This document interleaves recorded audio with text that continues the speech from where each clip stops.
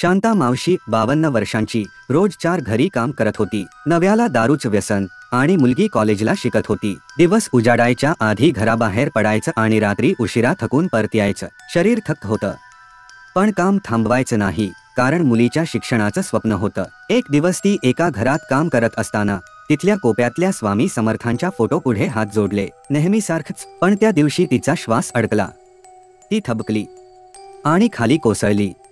घरमालक बाई तिला ताबडतोब क्लिनिकला घेऊन गेल्या। डॉक्टर म्हणाले त्यांना आता आराम लागेल, औषधही लागतील, नाहीतर तब्येत अधिकच बिघडेल। शांता मावशीचं डोकं गरगरलं, माझं काम थांबलं तर पैसे येणार नाहीत, मग औषधं कशी घेणार आणि मुलीचं शिक्षण?